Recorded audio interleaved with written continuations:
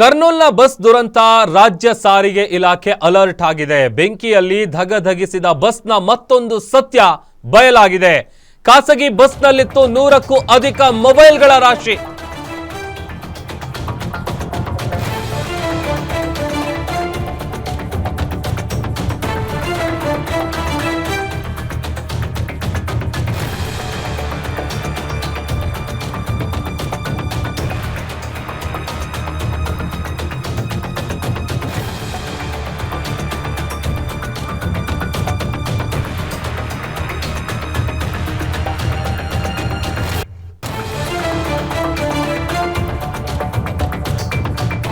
ಆಂಧ್ರದ ಕರ್ನೂಲಿನಲ್ಲಿ ನಡೆದಂತಹ ದುರಂತದ ಬೆನ್ನಲ್ಲೇ ಸರ್ಕಾರ ಎಚ್ಚೆತ್ತುಕೊಂಡಿದೆ. ಮತ್ತೊಂದು ಕಡೆ ಆ ಖಾಸಗಿ ಬಸ್ನಲ್ಲಿ 100ಕ್ಕೂ ಅಧಿಕ ಮೊಬೈಲ್ಗಳ ರಾಶಿ ಇತ್ತು. ಆ ವಿಚಾರ ಗೊತ್ತಾಗಿದೆ. ಬೆಂಕಿ ಹೊತ್ಕೊಳ್ಳುವಾಗ ಆ ಮೊಬೈಲ್ಗಳೆಲ್ಲ ಬ್ಲಾಸ್ಟ್ ಆಗಿತ್ತು. ವಿಷಯ ಬೆಳಕಿಗೆ ಬಂದ ಕೂಡಲೇ ರಾಜ್ಯ ಸಾರಿಗೆ ಇಲಾಖೆ ಅಲರ್ಟ್ ಆಗಿದೆ. ಖಾಸಗಿ ಬಸ್ನಲ್ಲಿ ಮೊಬೈಲ್ ಸಾಗಾಟಕ್ಕೆ ನಿಷೇಧ ಹೇರಲಾಗಿದೆ. ಫುಲ್ ನಿಗಾ ಇಟ್ಟಿದ್ದಾರೆ. ಬಸ್ಗಳಲ್ಲಿ ರಾಶಿ ಮೊಬೈಲ್ ಸಾಗಾಟಕ್ಕೆ ಅವಕಾಶ ಇಲ್ಲ. ಉನ್ನತ ಮಟ್ಟದ ಅಧಿಕಾರಿಗಳ ಜೊತೆ ಚರ್ಚೆಯನ್ನ ಮಾಡಿ ಈ ವಿಚಾರವಾಗಿ ತೀರ್ಮಾನ ಕೈಗೊಳ್ಳಲಾಗಿದೆ. ಪ್ರತಿ ಕ್ಯಾಬಿನ್ಗೆ ಫೈರ್ ಅಲರ್ಟ್, ಬೆಂಕಿ ಹತ್ತಿಕೊಳ್ಳದ ಕರ್ಟನ್ ಅನ್ನ ಬಳಸಬೇಕು. ಸಾರಿಗೆ ಇಲಾಖೆಯಿಂದ ಖಾಸಗಿ ಬಸ್ ಮಾಲೀಕರಿಗೆ ಕೊಟ್ಟಿರುವಂತಹ ಸೂಚನೆ ಇದು.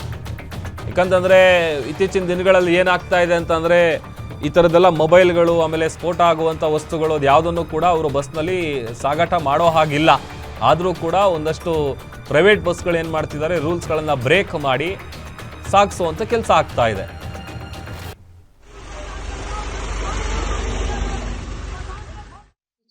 ಕರ್ನೂಲಲ್ಲಿ ಬೆಂಕಿಗೆ ಆಹುತಿಯಾಗಿದ್ದಂಥ ಬಸ್ಗಳಲ್ಲಿ ಸಜೀವ ದಹನವಾಯಿತು. ಒಂದು 20 ಮಂದಿದು.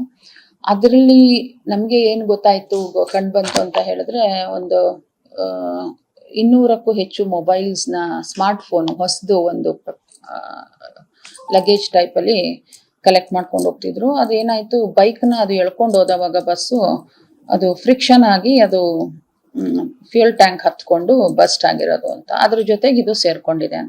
ಒಂದೊಂದು ಆಕ್ಸಿಡೆಂಟ್ಗೆ ಒಂದೊಂದು ಕಾರಣಗಳಿರ್ತಾವೆ.